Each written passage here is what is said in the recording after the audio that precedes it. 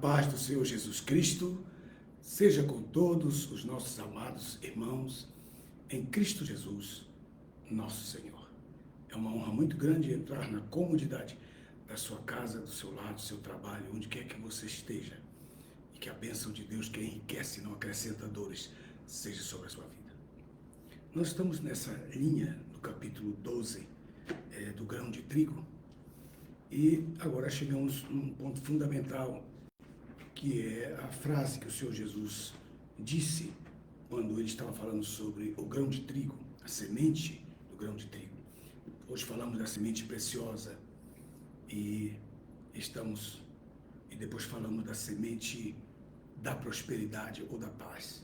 Essas três sementes que infiltram uma esperança nesse conhecimento para todos aqueles que desejam a prosperidade divina, não a prosperidade dos neopentecostais, não dos líderes que todas as vezes que sobem no púlpito, a única coisa que eles sabem falar é de dinheiro, de finanças, e eles nem sabem a diferença entre finanças e economia.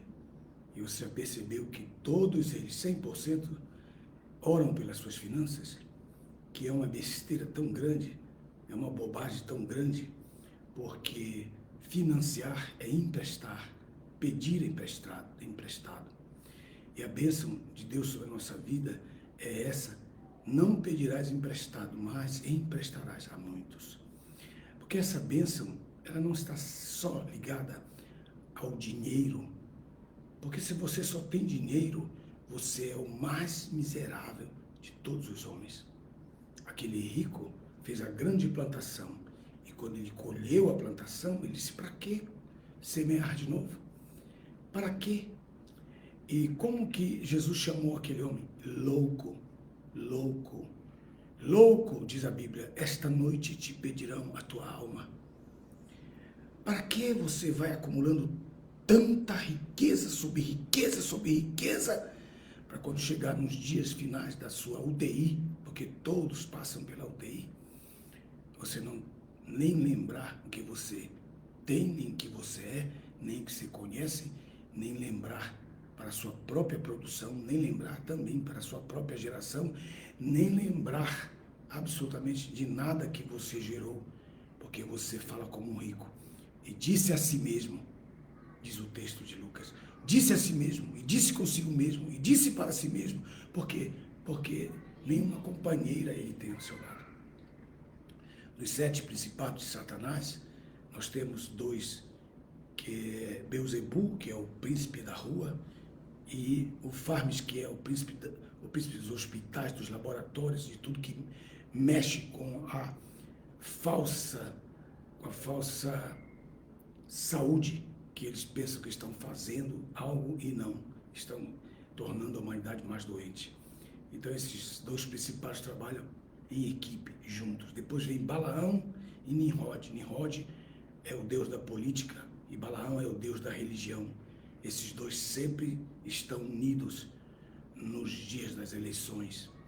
E esses Balaãos sempre estão ligados, mesmo que secretamente, aos Nimrods, para fazer as suas construções, para fazer os seus eventos de prefeitura. E os pregadores que aceitam esse dinheiro também se corrompem juntamente com eles. Os cantores que aceitam essa fonte também se corrompem com eles.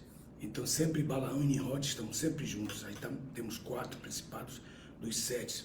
Depois temos o espírito de Jezabel e Diana. Diana, a deusa da sensualidade e tudo que está ligado a ela.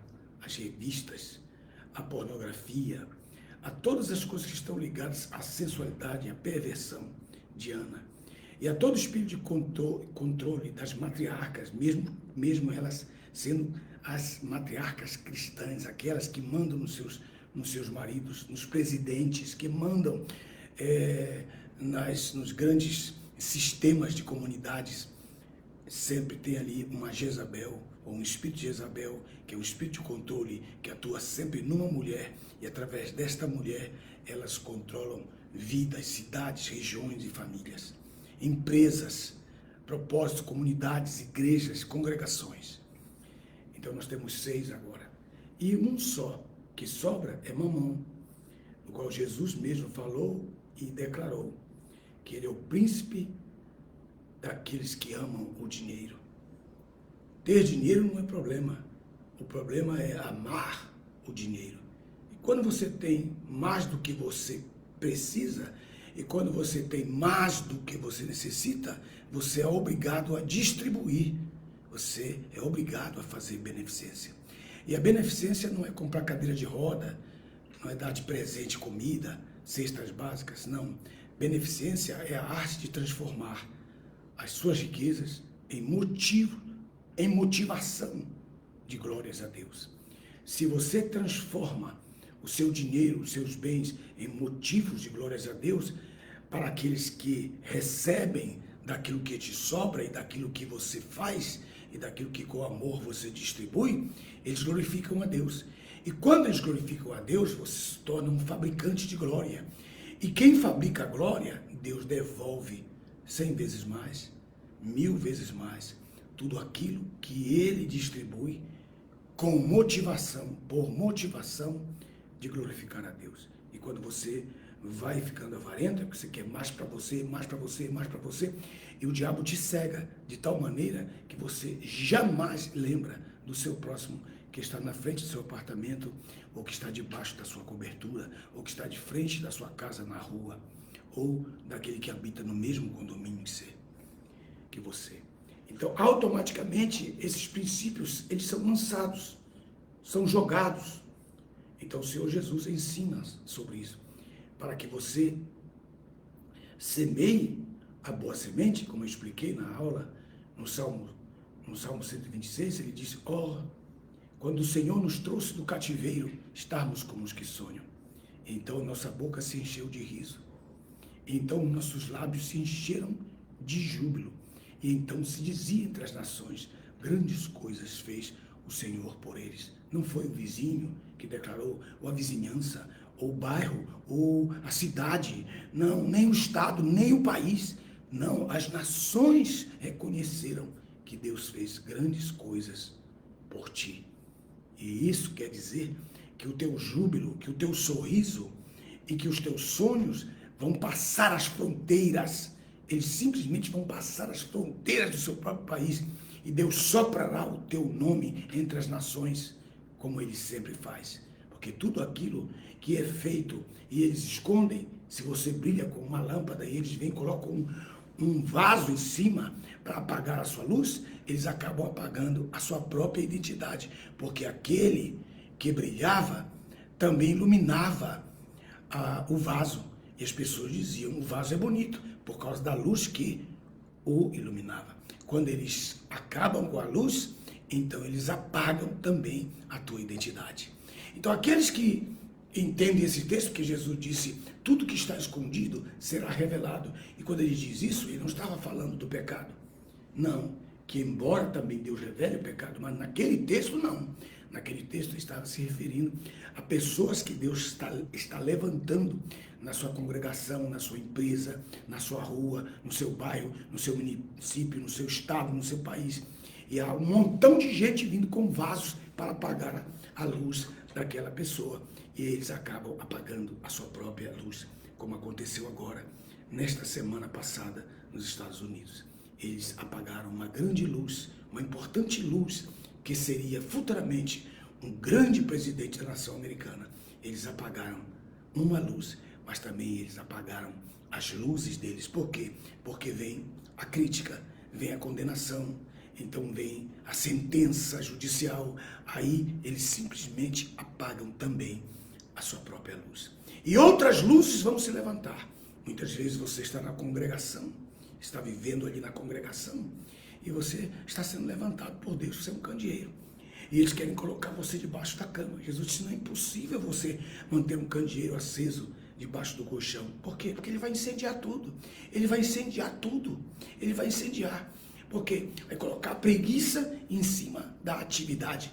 Ele vai colocar a preguiça em cima do relaxado. Ele vai colocar a preguiça que representa o colchão, que representa uma instabilidade sem produção. Você simplesmente vai incendiar tudo. Aí diz, meu Deus, o que nós fomos fazer? Foram colocar um candeeiro debaixo do colchão. E é muito perigoso. Então, quando Jesus disse que aqueles que estão sendo escondidos pelos seus líderes, pelos seus pastores, porque quando você vai pregar numa igreja e Deus te usa de uma forma extraordinária, eles não te levam mais lá. Porque eles dizem, se eu trazer esse camarada aqui, ele vai acabar levando os membros da minha igreja. Por quê? Porque ele não sente autoridade. Ele não tem bala na agulha. Ele não tem preparo para manter a sua liderança. Portanto, ele vive com medo de todos os candeeiros que Deus está acendendo na sua congregação.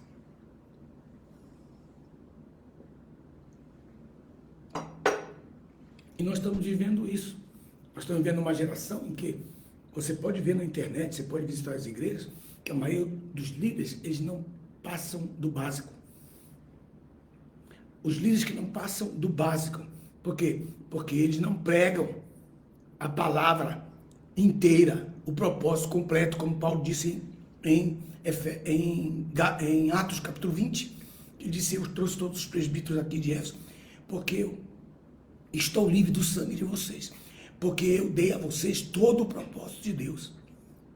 Um dia você tem que pregar sobre os dons espirituais, prega 4, 5 vezes, passa um tempo ali, depois sobre família, depois sobre a vinda de Jesus, sobre o arrebatamento.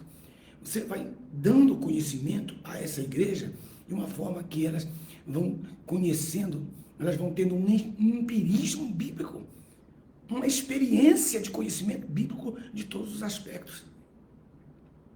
Se você ama o púlpito e gosta do seu microfone como se fosse uma coxa de galinha, se você é fominha de púlpito, como eu vejo em São Paulo, principalmente aí na região de Alphaville, do Brás, esse pessoal aí da região leste, a maioria dos pastores que eu conheço, que são meus amigos, e alguns são, vários são meus discípulos, eles são miseravelmente fominhas de púlpito.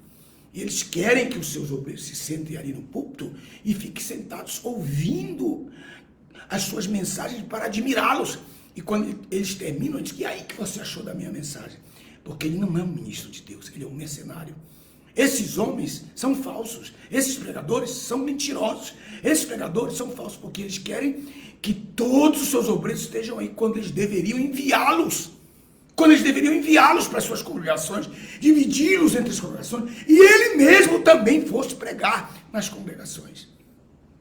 Delegar a autoridade, trazer outro colega que ele sabe que também está na sua altura para trazer a palavra. Se a minha esposa só faz feijão e arroz todo dia, eu não vou mais querer comer a comida dela. Todo dia você prega a mesma coisa. É um novo tempo, é um novo começo, e não sai disso, meu amigo. Que Deus vai fazer muito mais. E não sai disso, camarada. Aí você pode colocar lá atrás, meu amigo. Você nunca vai me ver colocando nenhum versículo nas plataformas. Nunca vai me ver. Nunca mesmo. Está aqui dentro de mim. Eu quero que a igreja leia os versículos na Bíblia. E quando você coloca os versículos lá no telão, o povo não leva mais a palavra. Ele abandona a palavra, ele deixa de estar com a palavra.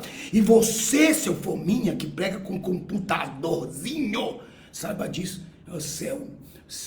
O microfone é um pirulito para você. O microfone para você é uma colchinha de galinha. Você é fominha mesmo. Você não quer delegar autoridade. Nem para sua esposa, que às vezes prega melhor que você. Você tem até inveja da tua própria esposa, que ela dá um banho em você, rapaz. Por quê? Porque você é um empresário, rapaz. Você faliu lá na sua empresa e transformou o seu galpão numa igreja. Todo mundo sabe disso, rapaz. E então, porque não quer se preparar, porque não quer ter comunhão com Deus, te pegaram a laço para colocar você onde você está. Mas você mesmo sabe que você não prega nada, absolutamente nada, porque a palavra para você não significa nada. É um desodorante que você leva debaixo do braço. Você não lê a Bíblia, não tem comunhão com Deus, não ora, não tem tempo de oração com Deus, não tem tempo de qualidade com Deus. O que você vai fazer? Vai só pregar sobre prosperidade dos neopentecostais, porque você vai ter que ter dinheiro para poder pagar a sua empresa evangélica. Mas quando você prega a palavra, você tem comunhão com Deus, você ama a Deus e tem comunhão com Ele. Quando você prega a palavra, o povo que está te ouvindo quer contribuir com a visão que você tem, com o propósito de Deus que você tem na sua vida. Mas quando você não tem comunhão com Deus, meu amigo, você vai comprar mensagens, outras pessoas vão te mandar mensagem para você, porque você é um pregador de outros projetos, de outros propósitos, mas você não tem uma comunhão pessoal com Deus. Você não passa de um mercenário. Você não passa de um daqueles homens lá de Atos Apóstolos, daquele Simão. Me vende o que você tem. Me vende o que você tem aí porque eu preciso. Então a igreja do Senhor Jesus, ela está vivendo essa realidade. Mas você pensa que o povo não sabe? O povo não conhece, que você não tem nada para dizer? Ele sabe. Você vai contar piada. Você vai tentar satisfazer o ego dos que são riquinhos da igreja. Você só vai levar para o restaurante os que aparentemente são ricos, mas são mais pobres que você, que querem pagar o teu jantar, porque você não quer pagar, você não paga. Você convida 2, 3 riquinhos para a igreja, para o jantar, para que eles paguem. Você acha que o povo não sabe disso, rapaz? Então, quando ele diz, ó Senhor, quando tu me trouxeste do cativeiro, quando você mesmo se liberta desse cativeiro, o texto é muito violento, porque, deixe-me ver uma vez mais esse texto, que o Espírito Santo nos está conduzindo para esse propósito aí, que é o Salmo 126. Veja comigo aqui o Salmo 126 e veja que ali há dois tipos de cativeiros. Dois tipos de cativeiros. Que é o Salmo 126, acompanhe comigo. Deixa eu ver quem é que está aqui comigo nesse momento. Estou vendo aqui Vanessa, estou vendo aqui Leandro Andrade, estou vendo aqui Josué Peretti, meu amigo, eu estou aqui vendo Richard Lima, estou vendo José França Júnior, estou vendo Robson Pereira da Silva, estou vendo a nossa irmã Bruna Stephanie, estou vendo Francisco Silva mais uma vez, Leandro de Andrade, estou vendo Jorge Edson Amorim, meu grande amigo, já estou indo para aí, meu amigo, esta semana. Adriano Marinho, estou vendo Robson Pereira, estou vendo Francisco Adalto, estou vendo quem mais estou vendo aqui? Estou vendo Thomas Soares, glória a Deus, estou vendo aqui Vanessa Gama, estou vendo aqui também, deixe-me ver, estou vendo aqui Thomas Soares mais uma vez e muitos outros que estão aqui. Vamos então continuar saudando os nossos irmãos e daqui a pouquinho vamos voltar ao texto do Salmo 126, já que o Espírito Santo quer nos conduzir aqui antes de chegarmos no texto de João capítulo 12, no texto aí. Acompanhe comigo aí, por favor. Aí ele coloca que quando Jeová, o Senhor, trouxe do cativeiro os cativos de Sião, estávamos como os que sonham. A primeira coisa que ele tem aqui é, número 1, os que sonham. A primeira revelação de quem sonha, a primeira revelação, quer dizer, o motivo da revelação de quem sonha é quando você sai do cativeiro. Você é libertado do cativeiro. Aí a segunda coisa é que a sua boca se enche de riso, que é o número 2. Uma pessoa risonha quando ela atende as pessoas, risonha quando atende o seu marido, risonha quando atende os seus filhos, risonha quando atende os funcionários, risonha quando atende os seus clientes. Ela é risonha, não importa a circunstância que ela está vivendo, ela está feliz como os que sonham e tem sorriso nos seus lábios. E depois, número 3, diz o texto, que a sua língua se enche de júbilo. Quando ela chega na casa do Senhor, ela não tem outra coisa a fazer senão jubilar. Está jubilante, levantando as mãos, louvando, falando forte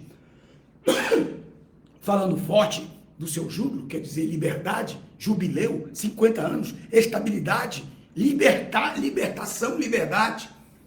Esses são os 3 secretos, os segredos de quem é libertado de alguma situação externa na sua vida.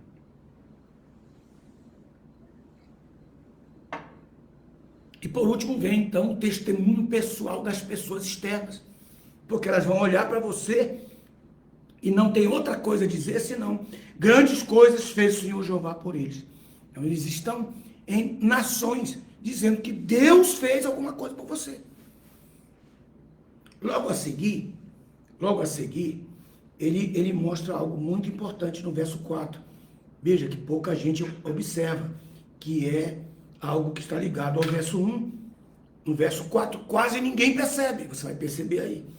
E faze-nos regressar novamente do cativeiro, ó Jeová, como as correntes das terras áridas do sul, que é o Negueb.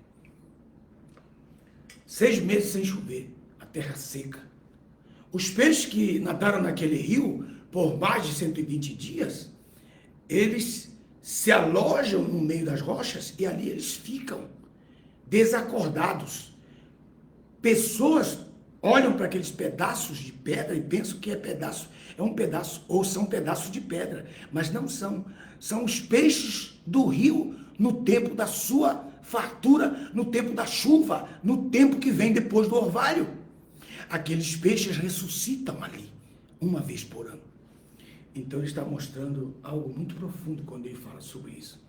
Quantos peixes da esperança, do amor, da fé, dos dons espirituais, do fruto dos espíritos, estão dormidos no meio das rochas secas, da sequidão da sua vida emocional. Que você nem é feliz, não deixa ninguém ser feliz, nem as pessoas que dormem na mesma casa, nem a pessoa que dorme na mesma cama com você. Você não permite que essas pessoas sejam felizes. Por quê? Porque o seu rio secou. E por que o rio seca? Porque eu preciso ser pela segunda vez libertado. O capítulo 1 diz, o capítulo 126, verso 1 diz, quando o Senhor nos libertou. Depois, no verso 4, ele diz, eu preciso de uma libertação nova. Ora, a libertação externa que Deus te deu através da salvação em Cristo, porque Ele te libertou dos teus vícios, Ele te libertou dos teus maus temores, Ele te libertou dos teus medos, mas acima de tudo isso é fruto de uma só libertação, porque Ele te libertou do poder de Satanás e de todos os seus propósitos, suas obras contra a sua vida. Você foi liberto, então você foi liberto externamente, Ele te liberta. Mas o que aconteceu com você? Aí você veio congregar numa igreja, veio congregar numa denominação onde ali a religião é mais poderosa do que as angústias, os temores e os medos e as iniquidades e os julgos de Satanás. Meu Deus, pastor, tem alguma coisa mais forte que o jugo de Satanás? Tem, a religião. Aí você passa a ser escravo da sua denominação. Escravo da banda, escravo do coral, escravo do conjunto, escravo da escola dominical, escravo do culto de ceia, escravo do culto da doutrina, escravo. Você não para mais em casa. Você não cuida mais da sua família. Você agora virou um escravo de você mesmo. E que é ser escravo de você mesmo? É quando você começa a conviver com esse tipo de gente lá na sua congregação e começa a criar um montão de inimigos.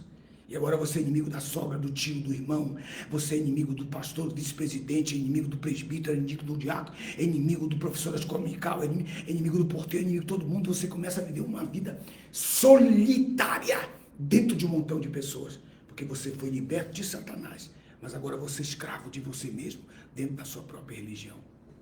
99% das pessoas que congregam em igrejas são escravas da sua própria igreja. Então ele está dizendo aqui, me liberta novamente, Senhor. Ele põe no verso 4, no verso 5, no verso 4 ele diz, faze-me regressar novamente do cativeiro. E enche o meu rio, desperta os peixes que estão vivendo como pedras no curso da minha história, no curso das minhas águas, no curso das minhas chuvas. Quantos estão vivendo isso? Uma realidade. Uma realidade. Ele te chamou para a liberdade. Mas eu não tenho compromisso no coral, não tenho compromisso na banda? Tem. Mas a partir do momento que aquilo ali virou uma escravidão para você, que você não tem tempo mais para cuidar da sua família, saiba que a sua família é mais importante que a sua congregação. Você se reúne na congregação para ser abençoado, para frutificar, para semear, para poder abençoar outras vidas. Mas a partir do momento que a sua congregação se tornou o seu escravocrata, você tem que orar essa oração. Faze-nos regressar outra vez do cativeiro. Desperta os peixes que estão vivendo como lajotas nos meus rios. Faze encher outra vez o curso da minha felicidade. E que o Senhor possa fazer isso se tornar realidade na sua vida. Por quê? Porque só depois que eu sinto que posso ser livre, então eu sentirei necessidade de libertar, de dar liberdade a outras pessoas. E aqui fecha essa grande libertação, que é a segunda parte, que é o verso 4. E qual é ela? É quando livre eu aprendo a libertar. Quando vivendo livre, eu aprendo a perdoar. Porque você jamais será feliz se você manter a porta do perdão fechada na tua vida. É o mesmo que manter esses peixes mortos como ladrilhos no curso do teu rio. Então ele diz assim no verso 5, só para que você veja que coisa tremenda. É o verso 5. Os que semeiam em lágrimas cegarão com regozijo. E aquele que vai andando e chorando, levando a preciosa semente, certamente regressará com regozijo, trazendo os seus feixes. Então ele está dizendo que eu sou liberto no verso 1 e dou liberdade no verso 4. E quando eu aprendo a dar liberdade no verso 4, então automaticamente eu estou preparado para ver a semente que eu semeio dar fruto. E mesmo que eu vá chorando. Pastor Nelson, o que é a semente preciosa? Eu quero saber. A semente preciosa é aquela que você não pode comer. É aquela que está preparada quimicamente para ser semeada. A sua esposa está lá na porta e você está indo andando para o campo para semear a semente que ela gostaria de colocar na panela. Ela gostaria de colocar no fogão para que você e os seus filhos matassem a vossa fome. Mas você não pode. Você tem que dizer, eu tenho que semear e eu voltarei com novos grãos, para que nós possamos comer e novamente semear a semente preciosa. E o que você percebeu aqui nessa mensagem? Quando você está livre externamente do poder de Satanás, então as pessoas encontram em você 3 coisas que representam a sua libertação. A primeira é que você está como os que sonham. 2 é que você está cheio de riso nos seus lábios. E a terceira é que a sua língua está cheia de regozijo, então as pessoas reconhecem e veem que isso é uma realidade. E então elas dizem, grandes coisas fez o Senhor Jeová por eles. E no verso 4, você então passa para o seu segundo desafio, que é o desafio de liberdade, da libertação de você mesmo. A libertação de você mesmo, muitas vezes. Tive um grande amigo que ele disse para mim, lá no Rio de Janeiro, ali na praia, mais famosa que tem ali no Rio de Janeiro. Ele estava começando ali a sarar nossa terra. Chama-se Bispo João Batista. Um dia ele colocou a mão no meu ombro e disse uma frase que mexeu comigo para sempre. Ele disse, Alderi, se eu conhecesse a mim mesmo do jeito que você conhece a Deus, eu seria o homem mais milionário de toda a terra. Eu vivia pensando nessa frase por muitos anos, por mais de 5 anos, até que eu pude compreender o que significa isso. Quando você não se conhece, não adianta você conhecer a Deus. Você não vai ser bênção para ninguém, nem para você mesmo. Então, conhecer a si mesmo, da liberdade daquilo que você, por alguma razão, prende outras pessoas. Como ele disse, não julgue, não condene, não julgue, não condene e liberte, perdoe.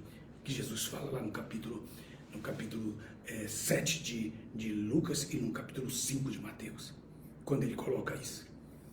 Então as bênçãos recalcadas, as bênçãos abundantes, as bênçãos transbordantes, que se equivalem a cada um ponto desse, elas se tornam realidade da nossa vida. Porque nós, quando aprendemos a perdoar, então nós verdadeiramente somos livres. Porque quando nós não sabemos perdoar, nós verdadeiramente não somos livres. Então nossos peixes estão mortos, continuam mortos. As nossas águas não são não são levantadas. As nossas águas não vêm pelo nosso curso, vão pelo curso de outras pessoas. Porque nós não aprendemos a perdoar. Então, quando você aprende a perdoar, e foi libertado no verso 1, e foi libertado no verso 4, então você pode semear. Você pode semear mesmo chorando, que você vai voltar trazendo os seus feixes. Então, nesse princípio espiritual que Deus tocou, Deus que tocou para falar nesse assunto, porque eu comecei aqui para falar no capítulo 12, mas eu vou falar no capítulo 12, assim que Deus me der uma grande oportunidade. Vou fazer uma apostila desta palavra e vou colocar à disposição de vocês. Eu não vou mais fazer o que eu fiz, pedindo para vocês entrarem no meu e-mail, e eu mandei mais de 1000 apostilas. Mais de 1000 apostilas, você acredita nisso? Tive que parar no aeroporto, parar nos lugares, parar em todos os lugares, gastar tempo, horas e horas, mandando e fazendo e mandando essas apostilas para mais de 1000 pessoas. E então eu disse para eles, mande uma oferta de amor, não tem preço, mande uma oferta de amor. Sabe quantas pessoas mandaram uma oferta de amor? 8 pessoas. 5 pessoas mandaram R$ 2, outras mandaram R$ 5, outras mandaram R$ 15, umas 2 mandaram 45 e uma mandou R$ 100. Então eu não farei mais isso, porque o povo brasileiro está vivendo uma mentira como se fosse verdade. O Brasil está totalmente corrompido, até no nosso meio. Nosso povo está corrompido absolutamente. Quando você vê um caminhão ter um acidente e a carga dele derramar-se na estrada, e você for ali e tomar aquela carga, você é mais ladrão que o maior ladrão que você possa imaginar. Você é o maior bandido. Um crente jamais faz isso. Um servo de Deus nunca fará isso. Porque no dia em que a tua carga também se derramar, você também será solapado da mesma maneira que você solapou. Isso é um péssimo testemunho, absoluto, falso testemunho na sua vida. Então aprenda isso e peça perdão a Deus por esse pecado. É muito triste. Então eu vou agora colocar no meujesus.org e vou colocar esta mensagem aí. E você então clica lá e você adquire a apostila. Porque tudo aquilo que a gente paga, a gente dá mais valor. Que Deus abençoe a todos, em nome do Senhor Jesus. Muito obrigado. Visite a nossa página meujesus.com. Ali estão as novas Bíblias. Está aberta agora a temporada da Bíblia Agenda e da Bíblia Missionária. Que Deus te abençoe. Nós estamos agora em promoção. Entre lá para que você seja abençoado e também nos abençoe. Muito obrigado pelo carinho, em nome do Senhor Jesus.